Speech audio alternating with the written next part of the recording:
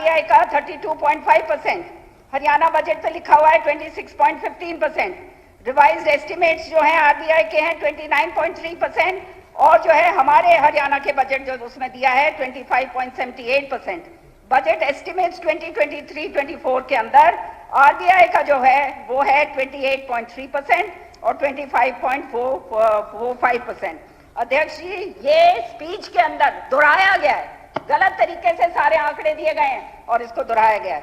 साथ के साथ अध्यक्ष जी, इसके अंदर जो है जो स्टेट डेट लायबिलिटी है बजट एस्टिमेट्स की 22-23 की, इसके अंदर 2,43,779 करोड़ रुपए थी, जो इस साल रिवाइज एस्टिमेट जो है 22-23 में बढ़कर 2,56,885 करोड़ हो गई। सवाल यहाँ उठता है अध्यक्ष जी, और मैं पूछना चाहूंगी अपने जवाब के अंदर जवाब दीजिए कि 1,300 करोड़ रुपए जो रिवाइज्ड और बजट एस्टिमेट्स के अंदर 2022 और 2023 में जो ये फर्क आ रहा है, ये कैसे आया? ये क्या ऑफ बजट बोरोइंग करी है सरकार ने? इसके ऊपर जरूर जो है हमारे को बताया जाए। और दूसरी बात मैं कहना चाहती हूँ अध्यक्ष जी कि बजट एट अ ग्लांस अगर आप देखें, उसके फुटनोट के ऊपर एक एंट्री है जो लास्ट ईयर भी करी थी, बहुत छोटी सी एंट्री है ताकि किसी को नजर ना आए। उसमें कहा था, उसको बार बार रिपीट करा गया है, और इस साल जो है उसके अंदर एक्चुअल डाल दिया है।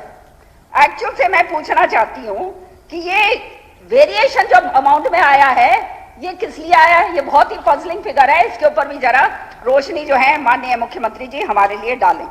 जीएसटी कॉम्पनसेशन जो है, कहते हैं डबल इंजन की सरकार। जीएसटी कॉम्पनसेशन जो है हमारे को इसलिए दिया जाना था कि हमारा जो नुकसान था वो केंद्र सरकार की तरफ से जो है वो पैसा हमें मिलता और वो नुकसान की भरपाई होती। लेकिन आज जो है ये डबल इंजन की सरकार जो है, बजट एट अ ग्लांस 2022 के अंदर और 24 को आपको देखने को मिलता है कि इसके अंदर जो आंकड़े हैं वो पूरी तरह से दुरुस्त नहीं है।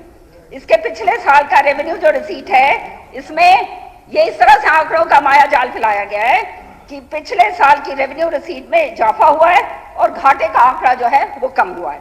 2 साल हो गए, 2 साल समय से सरकार जो है, भारत सरकार ने हरियाणा को इसका भुगतान नहीं करा। जीएसटी का जो है, जीएसटी के एवज में इन्होंने बैक टू बैक लोन लिया, जो दूसरी सरकारों के अंदर जो बाकी जो सरकारों ने जिन्होंने लोन लिया था, उन्होंने अपनी किताब में बही खाते के अंदर लोन दिखाया है, लेकिन यहाँ तो ये रेवेन्यू की तरह दिखा रहे हैं ताकि अपने आंकड़े बढ़ाने के लिए। तो ये बाजीगरी है या नहीं, ये मैं बात कहना चाहती हूँ। साथ ही साथ अध्यक्ष जी, इंडियन ये जो है कैग की रिपोर्ट जो है स्टेट फाइनेंसेस की 2021 में हरियाणा पुलिस हाउसिंग कॉर्पोरेशन ने अर्बन डेवलपमेंट कॉर्पोरेशन के द्वारा ऑफ बजट बोरोइंग करी थी। अब जो है माननीय सदन को, जब आप इस तरह की ऑफ बोरोइंग करते हैं तो सदन को उसके अंदर विश्वास में लेना चाहिए। हमारे को तो मालूम ही नहीं है, ये जो है आपकी किताबों के अंदर है लेकिन उसको दर्शाया नहीं गया है। तो हम जानना चाहते हैं कि इसका मकसद क्या है? क्या ये होम डिपार्टमेंट ने जो है ये पैसा दिया है, नहीं दिया है, क्या हो रहा है? सदन को मानने का पता होने का पूरा विश्वास होना चाहिए। साथ ही साथ अध्यक्ष जी, कंसोलिडेटेड सिंकिंग फंड जो है for new pension scheme, mines mineral development rehabilitation fund और स्टेट फॉरेस्टेशन फंड में हमने हिस्सा ही नहीं डाला है। ये हिस्सा नहीं डालने का मकसद ये है कि जो आंकड़े हैं अबाउट 1166.89 करोड़ के जो आंकड़े हैं, उनका हेर फेर का जो है पूरी तरह से सिलसिला है। इसके ऊपर भी जो है जरा रोशनी डालें तो पता चलेगा। Actually what has happened is that dues have not been paid and understatement of this fiscal deficit has been made to the point of 0.15%। तो ये इतने आंकड़ों की हेराफेरी करी गई है, इसके बारे में हम मालूम करना चाहते हैं कि असलियत के अंदर है क्या।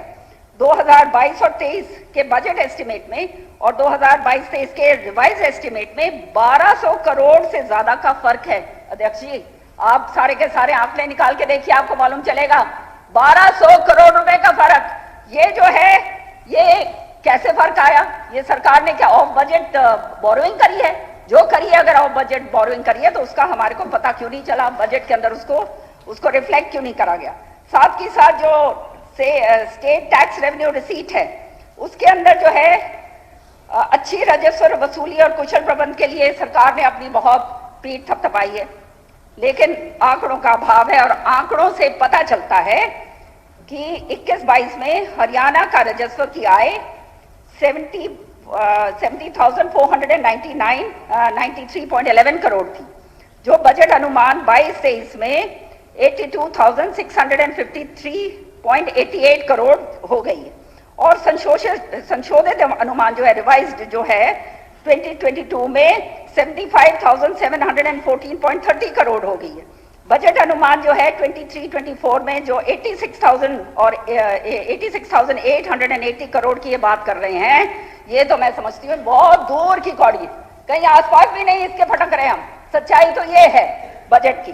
साथ के साथ अध्यक्ष जी, हरियाणा का कर राजस्व जो है उसकी आमदनी 16-17 के अंदर 10.39 थी रिसीप्ट के मुताबिक और जो है 20-21 में 2.69 थी रिसीप्ट की।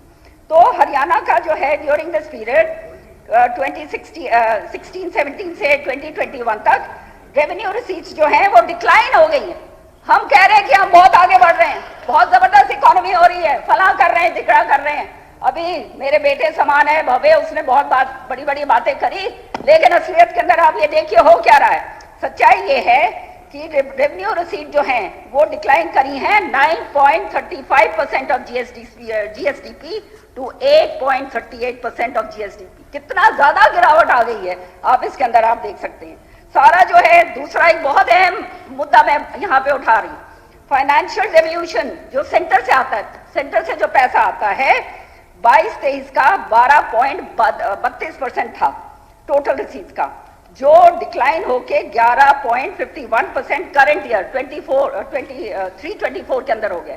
मतलब 12-22 से 11.51 हो गया है। ये है हमारी डबल इंजन की सरकार। कितना पैसा जो है आज हमारी वहां भी सरकार, जहां भी सरकार, और सरकार ने मौज कर रखी है। इतना जबरदस्त इकोनॉमिक्स स्टूडेंट है, ठीक नहीं, मेरे पास सारे कागज हैं, मैं कागज लाई हूँ, मैं बगैर कागजों के नहीं आती। हर एक चीज जो है मैं तथ्य के ऊपर बोलती हूँ। और अध्यक्ष जी, जीएसटी कॉम्पनसेशन को कहा गया है कि ये बंद कर दिया गया है। अब जीएसटी कॉम्पनसेशन बंद हो गया है हमारे 2020 से 2021 के अंदर मुख्यमंत्री जी ने कहा बंद हो गया है। तो 4,560.16 करोड़ रुपया जो है, जो शॉर्टफॉल है हमारे रेवेन्यू के लिए, ये हम कहां से भरपाई करेंगे? श्वेत पत्र जो है सरकार इस पे जारी करे, हमें मालूम चले कि ये जो है ये शॉर्टफॉल जो है ये कहां से पूरा होगा। साथ ही साथ अध्यक्ष जी, एग्रीकल्चर की बात पे आती हूं मैं। यहाँ तो बाबा सिर पकड़ के जो है अपने आप को जो है तो कोई बात ही नहीं रहती। सच्चाई ये है कि आप देख रहे हैं कि आज भी एग्रीकल्चर और हस्बेंड्री के अंदर जो आपने आंकड़े दिए हैं, उससे पहले जितना पैसा दे रहे थे उससे करीब करीब 750 करोड़ लेस हो गया। मेरे पास सारे आंकड़े हैं, लेकिन मैं जल्दी जल्दी इसलिए कर रही हूँ, नहीं तो मेरे को आप टाइम नहीं देंगे। और पिछले 2 साल में बाजरा बिजाई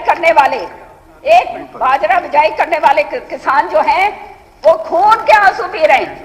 अध्यक्ष जी, ये कागज है जो मेरे को विधानसभा ने जिसका जवाब दिया मेरे प्रश्न के ऊपर, और कि बाजरा का जो है करीब 11,069.95 जो है बिलो एमएसपी जो है उस बाजरे को प्रोक्योर करा गया। अब आप मुझे बताओ, भिवानी और दादरी के अंदर 7,017.65 जो है हैफेड के ये हैं आंकड़े जो, और आपके आंकड़े हैं जो आपने दिए। 7,017.65 जो है वो आपने क्विंटल जो बाजरा है वो आपने बिलो एमएसपी आपने करी है। 1492.35 जो है वो दादरी में करी है। और इसी तरह से सारे हरियाणा के आंकड़े अगर लगा लें तो 11,069.95 क्विंटल बाजरा बिलो एमएसपी हैफेड नहीं करा है। किस बात की मैं अपनी ये पीठ थपथपाते हैं, किस बात के लिए ये बात करते हैं? सारी झूठी बात की पुलंदे, हर तरीके से झूठ के अलावा और कुछ नहीं है। और ये कागज दिखा रहे हैं सारी की सारी बातें। साथ ही साथ सरसों जो है, ये जो है इसका एमएस कहते हैं हमने 12-14 जितनी भी एमएसपी का हमने कर दिया है। एमएसपी को वैदिक तो भाव दे नहीं रहे हैं, उसका वो कर नहीं रहे हैं। और साथ ही साथ जो उसका जो एमएसपी का भाव है सरसों का, वो भी नहीं पूरा मिल रहा है। एमएसपी का भाव जो है 5,450 क्विंटल जो है वो भी आज जो है 4,000 या 5,000 तक जो है वो बिक रहा है। तो असली बात ये है अध्यक्ष जी कि आलू पिट गया, क्या आलू जिसकी लागत जो है किसान की लगती है 6-7 रुपए लगती है प्रति किलो, वो जो है उसका 50 पैसे प्रति किलो में बिक रहा है। तो शर्म आनी चाहिए। इस तरह से जो है कृषि प्रधान प्रदेश आज हरियाणा है, हरियाणा कृषि के ऊपर आधारित है और कृषि के साथ ये हालात हो रहे हैं कि कृषि जो है किसी काम का नहीं रहा। किसान भाई हमारा दुखी होकर जो है उसको सिर पटक रहा है। पाले से जो सरसों का हाल हुआ है वो तो सारा है, वो मैं अलग से आपको मैं बताऊंगी किस तरह से पाले की पछेती फसल, अगेती फसल, सारी फसल नष्ट हो गई है। और कहा गया है कि 50% से नीचे जो है गिरदावरी करी जाए ताकि मुआवजा ना देना पड़े। ये जो है पाला शब्द जो है, ये श्रुति चौधरी जब एमपी थी उन्होंने अपने समय पर केंद्र के अंदर ये कानून बनवाया था कि पाले का भी मुआवजा किसान को मिलेगा। लेकिन आज दुर्भाग्य की बात यह है कि पाला पड़ा, उस समय श्रुति के टाइम पे 36 करोड़ का जो है मुआवजा बटा था और आज जो है किसान को मुआवजा देने के लिए तैयार नहीं हो रहे हैं। ये हालात जो है ये। और इसके साथ एक चीज और मैं आपको बताऊंगी अध्यक्ष जी, ये जो है नहीं मैं आप एक बहुत एक मिनट, मुझे कोई एतराज नहीं है, आप लंबा और भी हाँ कोई बात नहीं, लंबा और भी बोल सकते हैं, लेकिन मैं कहना चाहूंगा कि बाकी मेंबर्स में से मैं बस 5 मिनट में खत्म कंटिन्यूस टाइम फिक्स है।